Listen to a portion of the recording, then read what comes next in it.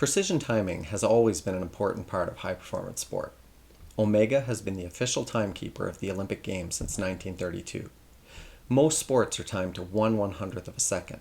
Some are timed to the thousandth. What does that mean? I've heard commentators state that 100th of a second is the width of a hair. Is that true? I'm Louis Poirier.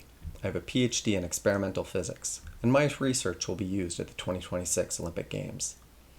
We can calculate the distance covered over a given time interval if we have the speed. No time intervals measured at the Games will be as small as the width of a human hair, but they're impressive nonetheless. For context, a typical human reflex is 25 hundredths of a second, and the blink of an eye, 30 to 40.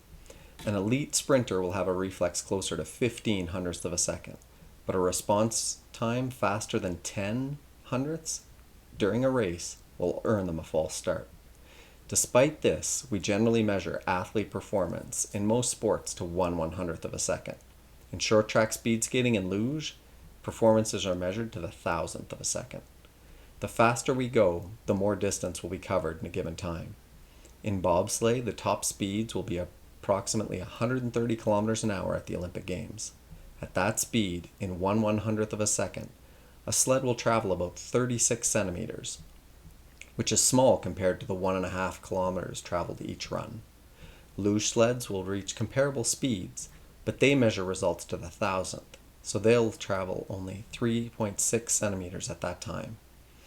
The smallest distance measured by the clock at the Olympic Games will be in short track speed skating.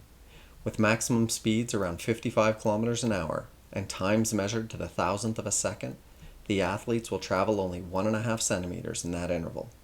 I'll share a link to a handy calculator if you want to run some numbers for yourself.